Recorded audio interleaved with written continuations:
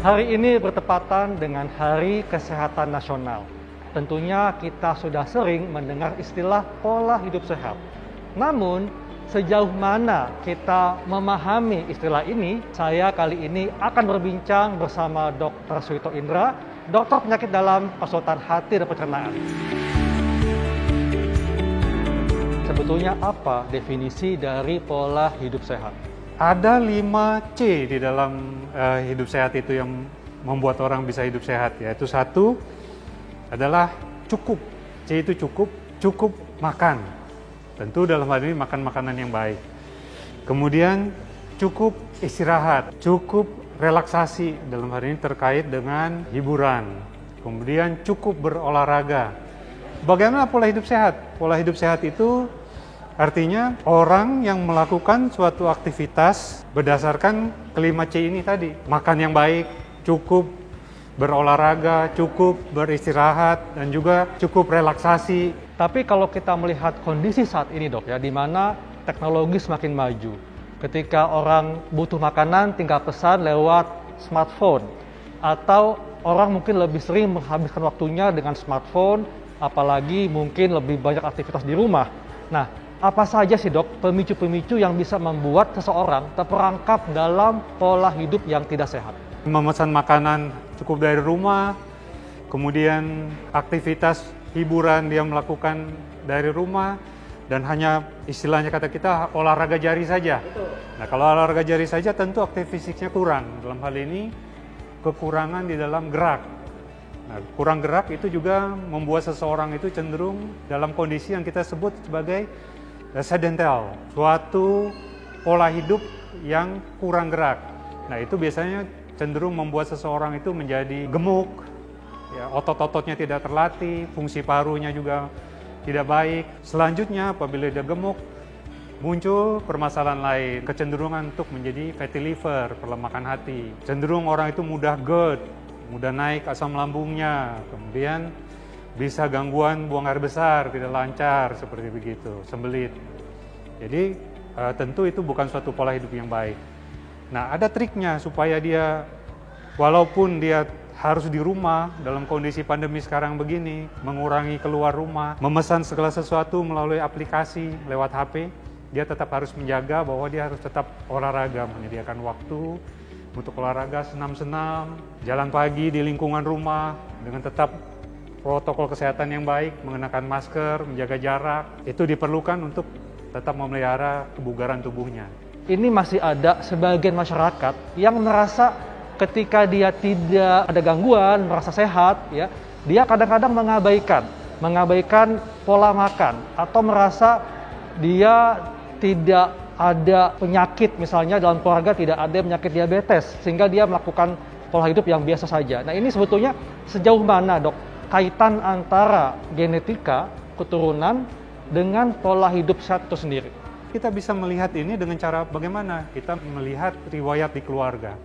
Karena gen itu seperti kita tahu, dia diwariskan dari orang tua ke anak-anaknya. Nah, dengan kita mengamati itu, contoh katakan seorang yang lahir dari keluarga yang banyak orang tuanya diabetes, tentu dia harus mengatur makanannya, menghindari karbohidrat tinggi, apalagi karbohidrat yang sederhana, gula-gula, dia harus hindari, harus batasin karbohidratnya lebih banyak, beralih ke sumber energi yang lain, misalnya yang protein, seperti begitu. Dia harus rajin berolahraga, ya, mengatur makan, banyak makan serat, sayuran, dengan begitu diharapkan bahwa dia akan baik. Begitu juga contoh katakanlah keluarga yang lahir dari orang yang sensitif terhadap makanan tertentu, katakanlah misalnya orang ada kelompok masyarakat yang dia sensitif gluten, katakan. Nah, kalau di keluarganya banyak yang sensitif gluten, dia juga harus mengamati apakah dia sensitif nggak dengan hal seperti itu. Kadang-kadang seringkali hipersensitivitas terhadap makanan itu kemudian membuat dia ikut-ikutan sakit. Dengan dia tahu bahwa dia tidak dapat mengkonsumsi makanan itu, dia menghindari, dia bisa menghindari keluhan. Tidak perlu mengalami hal yang sama dengan orang tuanya. Secara umum itu bagaimana sih seseorang bisa mengetahui bahwa pola makannya itu sudah sehat? Karena kan mungkin masyarakat tahunya bahwa harus banyak konsumsi buah-buahan. Buah-buahan ini kan juga ada yang mengandung tinggi gula, atau mungkin perbanyak konsumsi gandum. Nah, apakah selain jenisnya, masyarakat harus tahu kan mengenai jumlah porsinya, kemudian mungkin jam makannya juga, Dok. Makanan yang baik itu adalah makanan yang bervariasi. Jadi makanan bukan monoton. Nah, cuma permasalahan di kita ini punya kecenderungan bahwa kemudian menjadi monoton makanannya. Contoh katakanlah orang yang sukanya fast food, dia hari-hari makan fast food karena keterbatasan akses terhadap makanan yang bervariasi, misalnya adanya di tempat kerjanya, begitu dia makannya itu saja. Tapi yang paling baik adalah seperti yang kita belajar dulu dari guru-guru SD kita sudah diajarin, ya kan, 4 sehat 5 sempurna. Cukup sumber energi, cukup serat, ya, cukup protein, cukup vitamin, nah yang seperti begitu. Variasi yang banyak, makanan harus bervariasi. Lalu bagaimana dengan perilaku aktivitas olahraga, Dok? Mungkin banyak orang yang mengaku sudah olahraga di kantornya seminggu sekali tiap Jumat 30 menit. Namun setelah itu kembali melakukan pola hidup yang biasa saja. Nah, ini bagaimana, Dok? Ya, kalau mengenai olahraga itu yang paling penting adalah dilakukan secara rutin. Supaya kita dapat mencapai kebugaran tertentu yang kita harapkan. Kalau olahraga seminggu sekali, tidak akan mencapai tingkat kebugaran yang kita harapkan itu. Yang disebut olahraga rutin, minimal 5 hari dalam seminggu. Untuk kesehatan, kita berolahraga sampai bugar, sampai kita merasa badannya segar. Dan biasanya tidak perlu olahraga yang terlalu berat, olahraga sedang-sedang yang mampu kita lakukan. Sebaiknya dilakukan rata-rata satu sesi olahraga adalah sekitar 1 jam, 1 jam setengah. Itu sudah cukup, tapi yang paling penting adalah rutin. Untuk jenisnya, apakah harus yang kardio atau kombinasi dengan weightlifting? Untuk jenis olahraga sebenarnya harus disesuaikan dengan kondisi fisik seseorang.